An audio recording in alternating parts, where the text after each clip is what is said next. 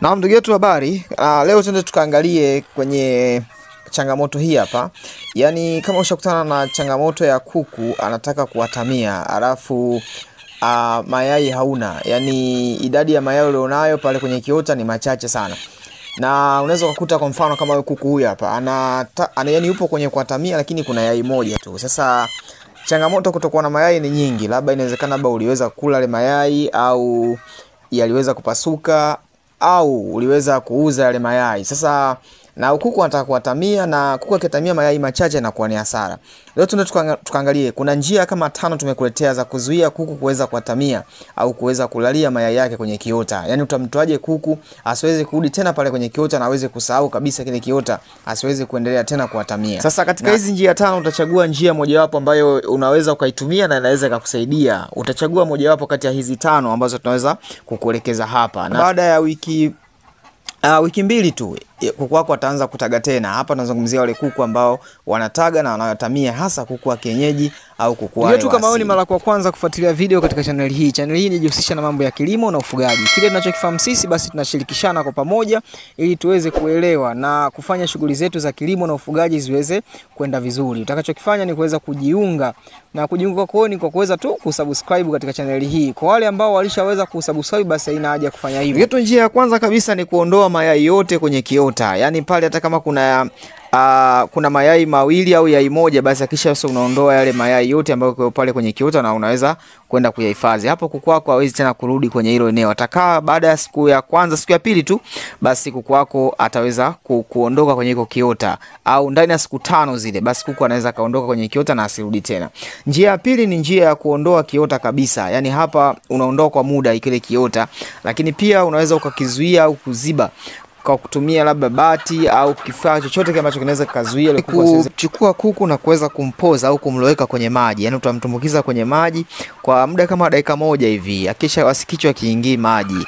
Mara baada ya hapo basi kuku wako itamsaidia sana katika kupoza mwili wake. Yaani kuku anaweza kuatamia au kulalia mayai yake kwa sababu ya joto lilopo kwenye mwili wake. Ukiweza kupoza ule mwili wake, basi uwezo wa kuatamia pia utakuwa unapungua. Yaani joto kwenye mwili wake ukipungua, basi pia hata uwezo wa kuatamia utakuwa pia unapungua. Kwa hiyo ni njia pia unaweza kuitumia, na utafanya hilo zoezi mfululizo. Yaani kila siku unafanya mara moja, lakini wakati huo kuku unakuwa unamtoa nje, au unaweza ukatumia njia inayofuata. Na yetu pia unaweza kumtenga kuku kwa kumfunika au kumtenga kwenye chumba. Yaani unachukua tenga unamfunika kuku wako, lakini hili utalifanya mara tu baada ya kuweza kumloweka kwenye maji au kumuingiza kwenye maji kwa muda wa dakika moja.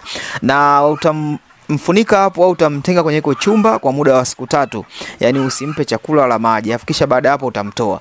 Na hii hataweza kufa, lakini akishatoka tu hapo na kisha chakula na maji kinakuwa mazingira ya karibu, basi hapo hawezi tena kurudi tena kwenye kile kiota na ataweza kuondoka moja kwa moja. Na njia ya mwisho ni kuchukua majani. Hapa unazungumzia majani mabichi. Utachukua majani mabichi na utaweka kwenye kile kiota.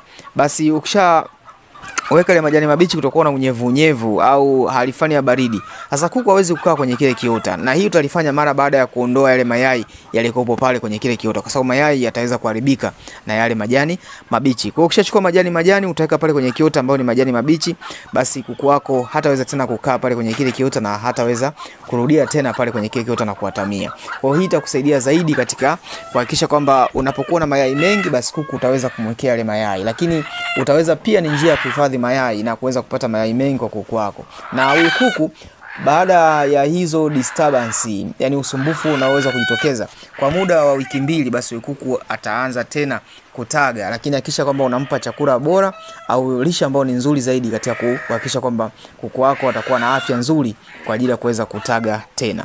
Sasa kama kuna sehemu ambayo hujaweza kuielewa kwenye video hii au kuna changamoto nyingine tofauti na video hii, unaruhusiwa kucomment hapo na sisi tutaweza kukusaidia kwa kukujibu hapo hapo, au kutengeneza video katika video zingine zinazofuata kuhakikisha kwamba kuku wako wanakuwa katika hali nzuri au ufugaji wako unakuwa katika hali nzuri. Tutakia kila laheri hadi wakati mwingine. Kama umependa video hii, tafadhali like, subscribe, kisha share na wenzako, bila kusahau kucomment katika Agarus TV, elimu ya kilimo na ufugaji kwa vitendo.